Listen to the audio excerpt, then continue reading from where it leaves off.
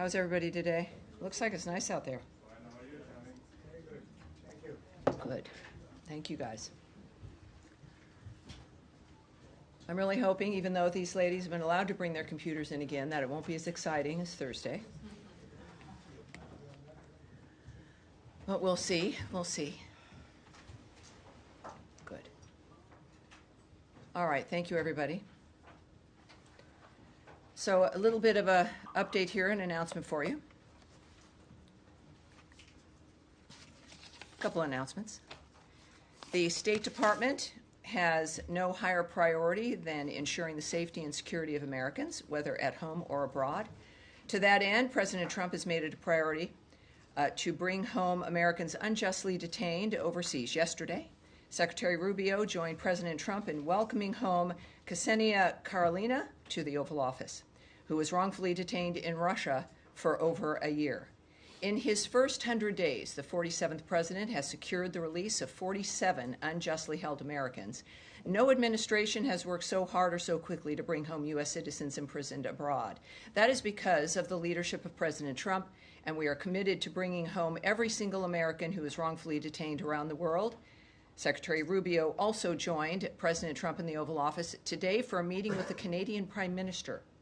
During the meeting, Prime Minister Carney described his intention to increase Canada's defense spending, exceeding President Trump's leadership there and the demand of what he was looking for. 9 years ago, most NATO allies were nowhere near spending 2%. Today, allies agreed that they must increase their defense spending, and every week more are announcing the increase. 18 countries, in fact, since the November election. Let's see here. We've got now something very important I think most of you have heard about, certainly through the president as well. The president also announced in this meeting that the Houthis have capitulated following the administration's strikes. In the president's words, the Houthis have announced that they don't want to fight anymore. They just don't want to fight, and we will honor that, and we will stop the bombings. They say that they will not be blowing up ships anymore. As Secretary Rubio explained, this was always a freedom of navigation issue. These are a band of individuals with advanced weaponry that were threatening global shipping, and the job was to get that to stop. And if it's going to stop, then we can stop. There is also something now retweeted by Ambassador Witkoff's X account, I believe, noting that following recent discussions and contacts conducted by the Sultanate of Oman with the United States and the relevant authorities in Sana'a, in the Republic of Yemen, with the aim of de-escalation, efforts have resulted in a ceasefire agreement between the two sides. So that's always a good thing. Now, in another important announcement, Secretary Rubio has decided to merge the responsibilities of the Office of the Palestinian Affairs Office fully into other sections of the United States Embassy in Jerusalem. This decision will restore the first Trump term framework of a unified U.S. diplomatic mission in Israel's capital that reports to the U.S. ambassador to Israel. Ambassador Huckabee will take the steps necessary to implement the merger over the coming weeks. The United States remains committed to its historic relationship with Israel, bolstering Israel's security and securing peace to create a better life for the entire region. And now I will take your questions. Daphne. Thank you. On the ceasefire deal with the Houthis, could you give a sense of how the State Department was involved in this? What did U.S. engagement with Oman and the Houthis look like on this? Well, we've got some details. Again, I've noted to you what the Omanis have messaged, again, retweeted by Ambassador Witkoff. I can read you a little bit more here as well that gives you a few more details. In the future, they note, neither side will target the other, including American vessels in the Red Sea and the Bab el-Mandab Strait, ensuring freedom of navigation and the smooth flow of international commercial shipping. The Sultanate of Oman expresses its gratitude to both parties and their constructive approach that led to this welcome outcome, and hopes that it will lead to further progress on many regional issues toward achieving justice. So at that point, though, there's more that obviously you want to hear about, obviously some of the details, and I would expect I'll have more for that on that for you probably on Thursday's briefing. We'll look for it there. Andrea. Thank you. Can I follow up on that, please? Sure, of course. Does this ceasefire also extend to the Houthis not attacking Israel and Israel not attacking the Houthis as they have just today in retaliation for the attack by the Houthis against the area near Ben Gurion just a few days ago? Well, and just looking at the president's remarks, looking at this particular message from the Omanis, this is about the Red Sea, the attacking of ships, and the nature of the action that the United States had taken, making it very clear at the time that this was not going to be a pinprick operation, that we were going to continue this operation until the Houthis stopped attacking shipping in that framework. That is what I've seen here, and that's all I can remark on. And Ambassador Witkoff said last night at the Israeli Independence Day celebration that very, very shortly there would be announcements on expansion of the Abraham Accords. The president also today said that there would be a big announcement next week that was very positive, but that he was just, my word, sort of teasing about it. But I think it'd be a classic, with talking about something before it lands without, giving too many details. That is certainly, of course, my situation here as well. But when the president says there's going to be a big announcement, I would take him seriously. And he would, of course, I think, put it that way in the fact that it's very good news for people. And what about Ambassador Witkoff saying very, very shortly there would be an expansion of the Abraham Accords? Well, I will wait for the Secretary when it comes to the details of what's going to be described and announced in that regard. Of course, we know of the importance of the Abraham Accords, starting with the success in the first Trump term and what that meant for the region, something that no one ever thought would occur. Once again, Trump has a tendency to accomplish those kinds of things that make a huge difference for a long time. So I have nothing to report for you right now, but clearly it appears as though I will later on in the week. Nadia. Thank you. I want to follow up on Yemen. Despite the statement by the President and the Secretary on the ceasefire, and also the Omani Foreign Minister just confirmed it, the other side, which is the Houthis themselves, denied it. They're saying that we are not going to stop attacking the ships. So how do you explain that?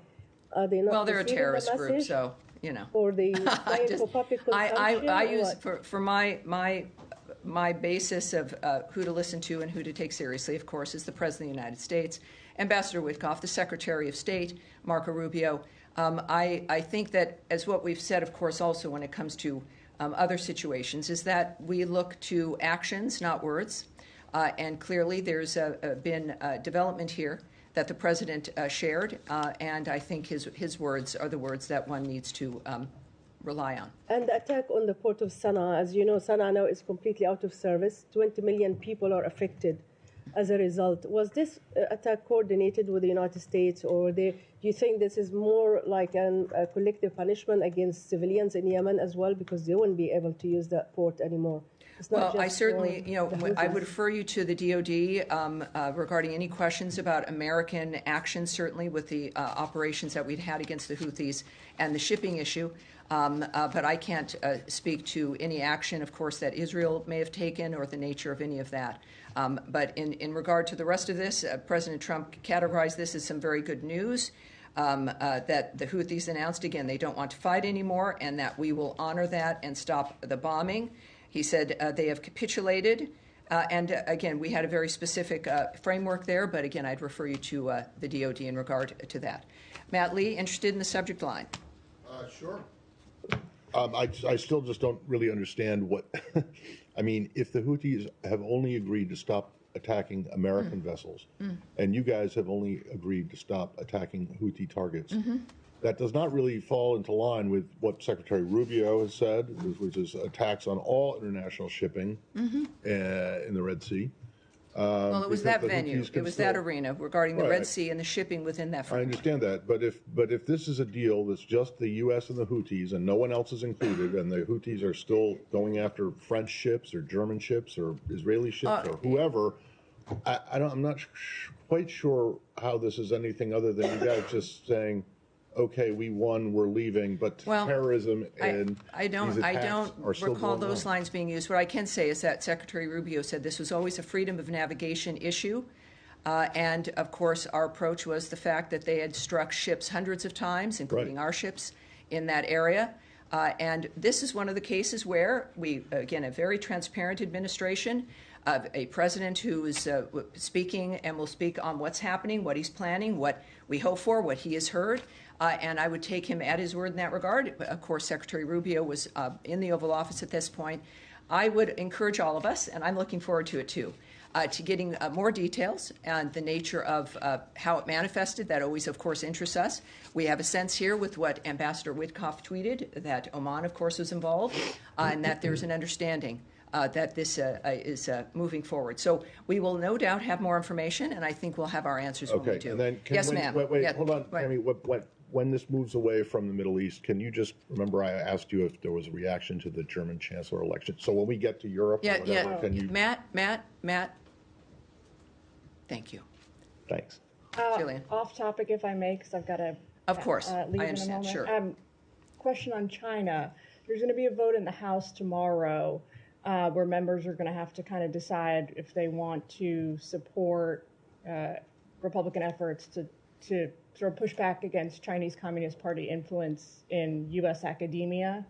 Does Secretary Rubio have a position on deporting these students here that are like associated? It's called the Confucius Institute. Yes. As you know. Well, I can't speak about that particular issue, but of course Secretary Rubio has made his position clear about the kinds of individuals who are going to have their visas revoked or not renewed, involving whether or not their actions affect our foreign policy interests or are the opposite of what it is they said that they would be doing here if they engage in certain kind of behavior. So, but what we will do is see how the Secretary feels about this.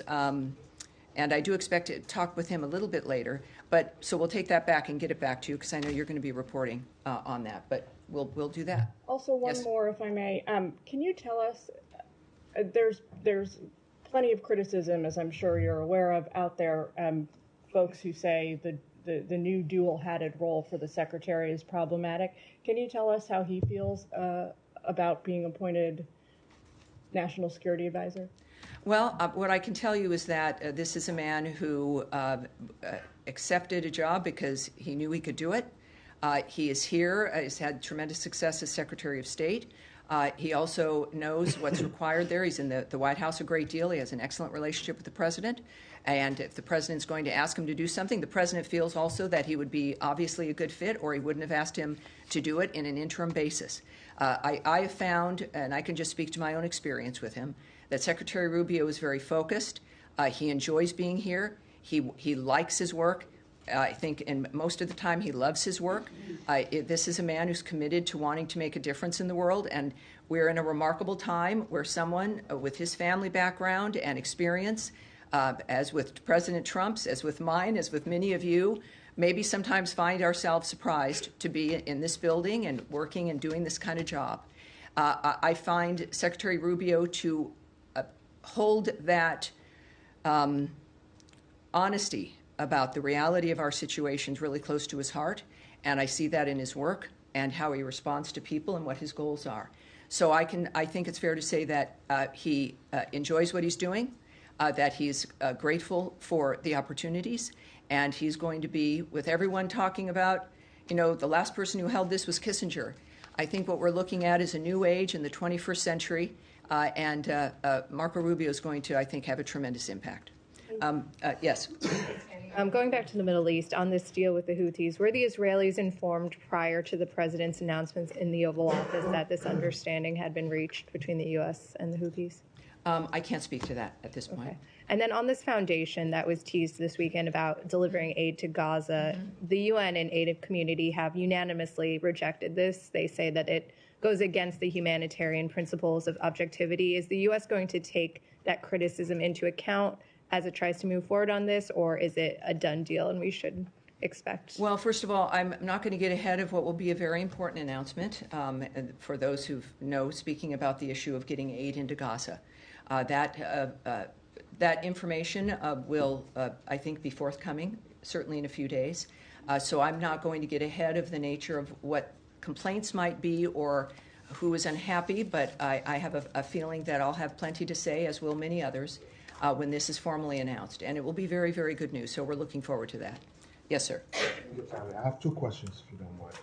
My first, just on the announcement you made about the Palestinian Affairs Office of merging it into other sections of the embassy. Can you just please explain what's the mindset behind that?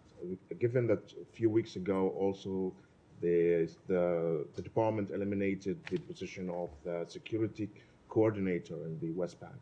So is it part of minimizing contact with Palestinian Authority, Palestinian people, or restructuring? Well, this was something actually that had been established in Trump's first term. So this is not a new decision. It's not a new idea. It, in fact, restores his first-term framework of a unified U.S. diplomatic mission in Israel's capital that reports to the ambassador to Israel. So this is something that was reversed by the previous administration that had already been established. Ambassador Huckabee, of course, is in charge, will be taking steps to do this. But it also is not a reflection on any outreach or commitment to outreach to the people of the West Bank or to Gaza. It really is actually very similar to what's happening here with the bureaus, with our reorganization.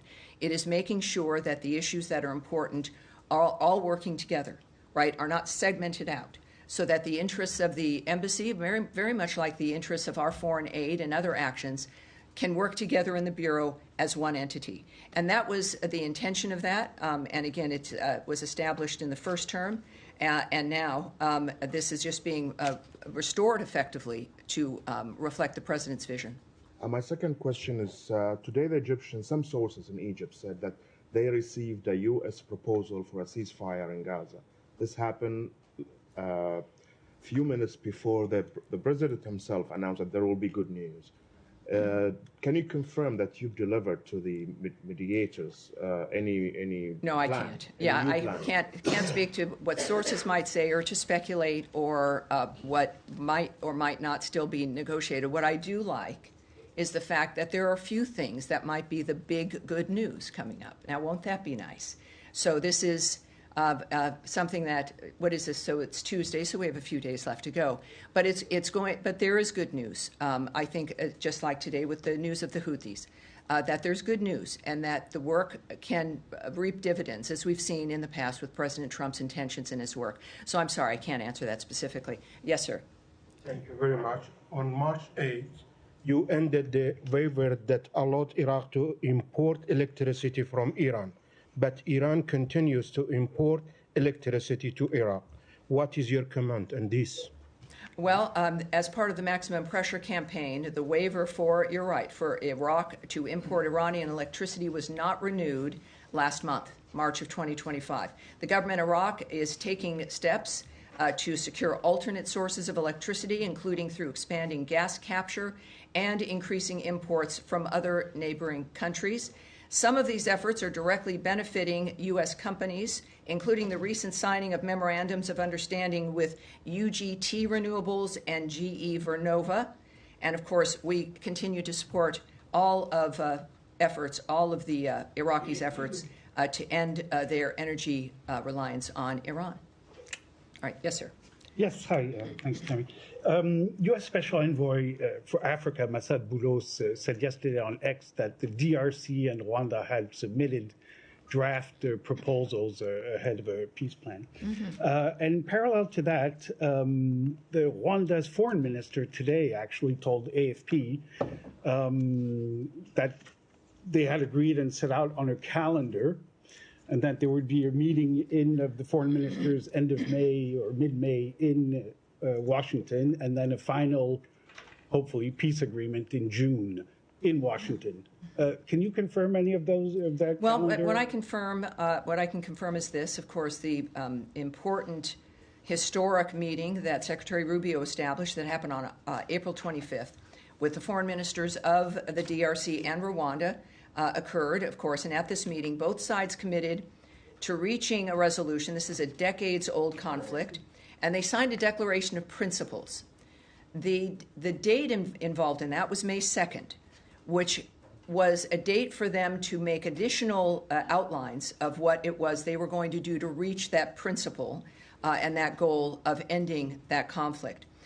So that was outlined in the Declaration of Principles. Both of them, in fact, by that date, submitted the inputs, their ideas for a draft peace agreement and a roadmap for peace. When we think about the remarkable establishment of this, some conflicts that are so old or not as looked at as much as others that are in the world, we are working on all of them. And this was a tremendous achievement. So both did meet that deadline. We welcome, of course, those details and recognize this is an important step toward fulfilling the commitments made in that Declaration of Principles. And we are going to build on the momentum and continue to work with African Union partners and both of the parties to get to an agreement that delivers a durable peace, economic prosperity, and stability in the region. Senior Advisor Boulos's meetings in Doha last week, in fact, were a further step toward that goal. And that's all I can report to you. But it's more good news. What do we know? Yes, sir. Thank you, Tammy. Moving to Ukraine, if I may. The president has been discussing Ukraine peace efforts with foreign leaders. We heard from the White House over the weekend about the call with Erdogan. We heard him saying it today with Canadian Prime Minister. Yes. The caveat that you cannot walk us into the White House discussion. Let me ask you this. Does that mean that you guys are staying very much as a key mediators, contrary to the media reports, and that following minerals deal, talks are entering right now into a new phase? Well, first I can tell you, of course, there were some erroneous reports, fake reports about the nature of where we stand. I made a number of comments in the midst of those reports debunking them. The fact is that Ukraine, of course, we've been its largest supporter. We remain its largest supporter. We remain within our posture of being mediators within this framework. But as I think I said to you last Tuesday, a week ago, was that we do recognize, and everyone has to, that both parties must come up with their proposals for an enduring peace, that we are looking for that progress. And that is because we have a time, in our minds, the president has noted that this can't go on forever, as has the secretary. And so the framework of if we were to withdraw as a mediator would come if we don't see progress from the parties. And we do. The president has made recent comments about his continuing optimism about what was possible. And, of course, the secretary also has been traveling a great deal and continues to. But our commitment is not one that is fainting. It is not one that was brief. This is a commitment that, while styles might change on occasion or the nature of the strategies might change, but our commitment remains the same. And again, it is reliant on the parties showing us that progress is possible, that they're working for progress, that steps are being taken for progress. And then the president, who is in charge of how this proceeds, will make his determination. He's, of course, involved with all of the parties in this regard, along, of course, with Secretary of State Marco Rubio and, of course, the interim NSA. So we're sure about that. I appreciate you bringing it up because there's a lot of fake news. I think we've been extremely clear, and I appreciate the opportunity to be clear again about our commitment to Ukraine. Thanks so much for that. When you say both parties, I'm failing to understand why Ukraine is in this let's say, group. Ukraine did everything you asked them to do. They signed the agreement. Yes. Well, yes, and I've enjoyed being at the summits, working with people, meeting my counterparts in Ukraine. Their commitment, obviously, they want this to stop, this carnage to stop. It's clear. But I'm not in every room and with every conversation. What I convey to you in my role is what the Secretary of State has said and what the President has noted, is that the parties must come together with concrete efforts and acknowledgments and ideas and strategies to end the conflict. So when that is something I convey to you, I'm not going to speak for the Ukrainians, certainly not for the Russians, but both parties, within the framework of the conversations that the negotiators and diplomats are having, must participate in that framework. Yes, ma'am. Thank you very much, Tammy. I have two questions. One on the U.S. diplomatic missions. Another one is China and Russia, if I may. Regarding the closure of U.S. diplomatic missions overseas, can you confirm that the United States is considering closing the diplomatic missions in 27 countries around the world, and will it also close its consulate in Busan, South Korea?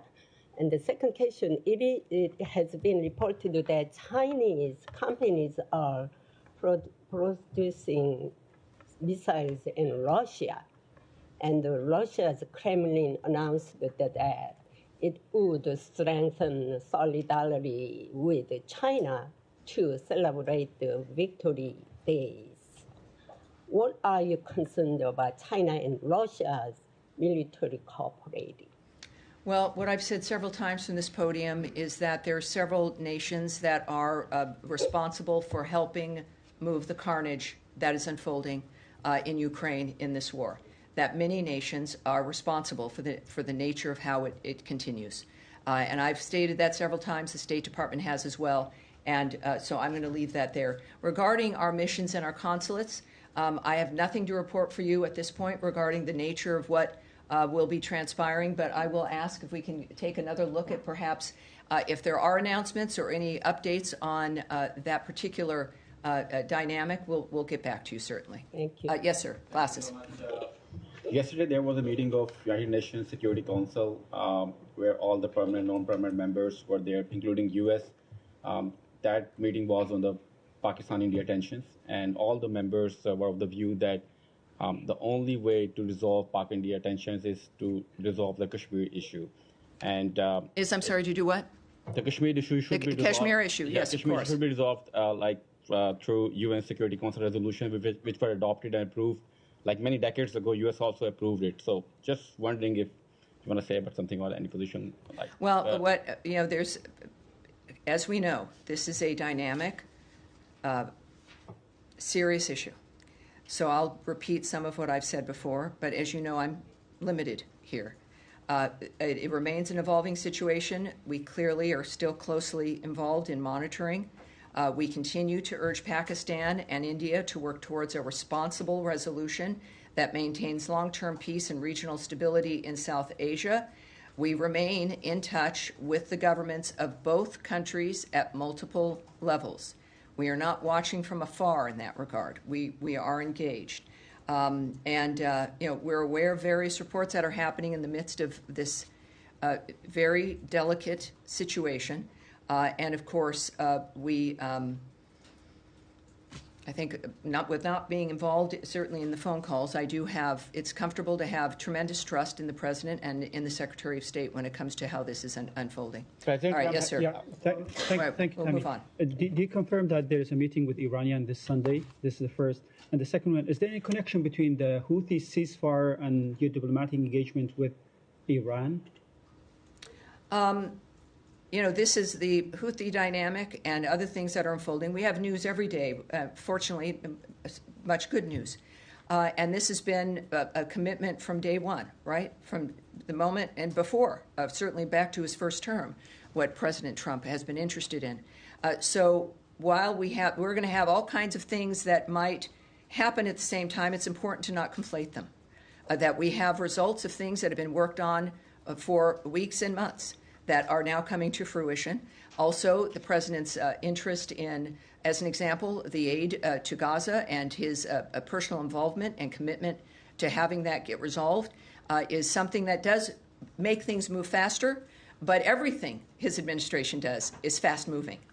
So I would say that is to be cautious in the fact that we're looking at the development of things that are important but have been in the works for a long time, and are not tied to a certain development or linked to one thing or another. But you're going to have things happen at the same time when you've got a singular region, multiple issues happening, multiple negotiations, multiple efforts for ceasefires. Inevitably, things are going to happen simultaneously.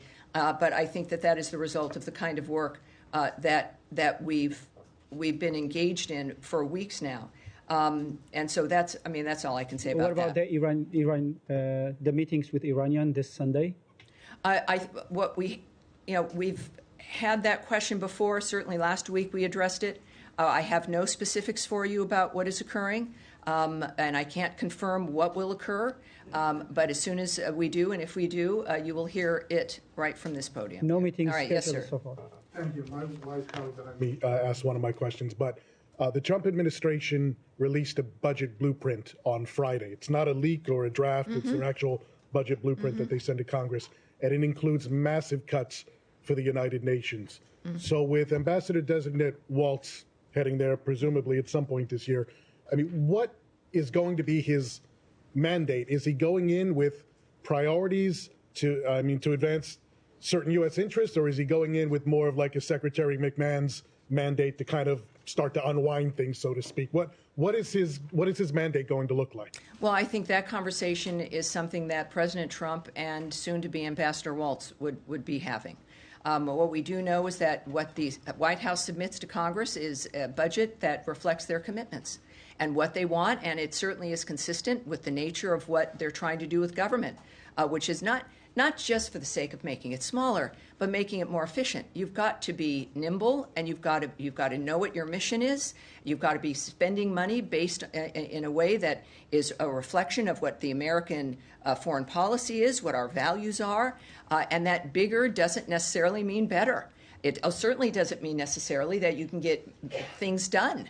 As a matter of fact, more bureaucracy, the less that you're able to accomplish. So from the start, and I have a feeling we might be talking about this for 4 years, is the fact that just because something is changing or looks different doesn't mean it doesn't exist or it's not going to do the same job. It will do a better job. That is always the goal, and that is the focus. So, and then, of course, this is a budget recommendation from the White House, and then we will watch that unfold with Congress. But it certainly reflects the president's agenda and his goals. Yes, Eric. Yes, Tammy. If I could ask, we've seen reports the last couple of days about. You mentioned the president's statement today about the Houthis and their ceasing of attacks on U.S. ships. But we've also seen reports in the region that Israel is calling up more reservists for a potential expansion in Gaza. Can you speak to the challenge of fighting all of the different Iranian proxies at once? And is this an area of concern as far as the potential for an expansion in the fighting and the conflict in Gaza? Well, we've seen clearly the nature of Hamas and that it has to be wiped off out of Gaza completely if there's to be any peace. We certainly have seen the impact on Hezbollah as Israel continues to defend itself against that armed squad of Iran and the Houthis as well. The good news is the United States, of course, can do many things at once. Israel also has a right to defend itself. And as an ally, we support that, and we clearly have made that clear to the world as well. And the remarkable agreements and at least even just getting Iran to the table has been a tremendous accomplishment for our ambassadors, for President Trump's foreign policy. So it's not what one would want. You want a peaceful world. President Trump came into a world that was left behind through the previous administration in a condition that required immediate intervention. And that is what he has done, and that is what the American people expected. He is acting on that expectation. Again, a lot of us would, certainly everyone involved in these conflicts and wars, this is not what any family anywhere in the world imagines what the next day would be for their families. And I'm proud, and we all should be, that the United States continues to work to change all of these conflicts, to bring them to heel, to stop them, and to make people's lives better. I'm very excited that many efforts are going to bring fruit to our conversations, and we'll be able to talk more about that later in the week. But no, I think that when it comes to Israel defending itself, us supporting Israel, and the nature of our commitment for peace in that region, Iran is certainly at that framework. And we have tremendous ambassadors like Steve Witkoff setting the table there about what needs to happen for the country, for the region, and for the world. All right. Yes, sir. So going back to Ukraine, you said you were waiting for concrete proposals, and so are there any new proposals? And what's the status? Well, if there were new proposals, I wouldn't stand here and say we were waiting for new proposals. Okay. So and that at the same time, there is. It is a word I used a lot in the beginning of my briefings, but it's true here. It's fluid, right? So it doesn't happen only at certain times of the day or when I'm briefing.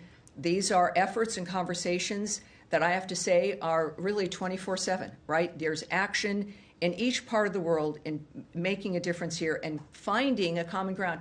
The Secretary Rubio has noted on a few occasions that, in some ways, getting them to the table was the easy part. And then you have to discuss, you want the ceasefire, you want the slaughter to stop. Then it comes down to how do you get two parties like this to agree to stop, in a durable way, in a long-term way.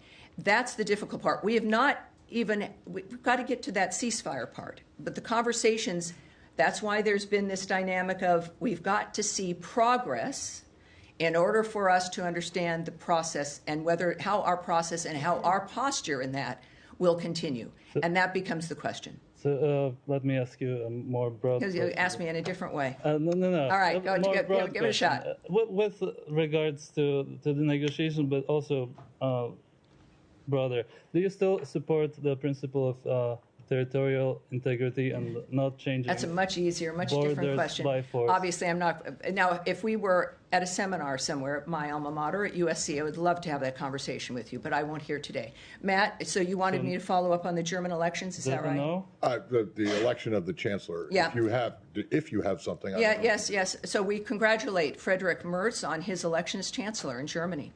We will continue to work with Germany and its next government to ensure the security of the United States and Europe. Okay. So there you go. Congratulations to the new chancellor. Wait, hold on. Matt, that's it for today. Thank you, everyone. Have a great day. Thank you. Thank you, everyone.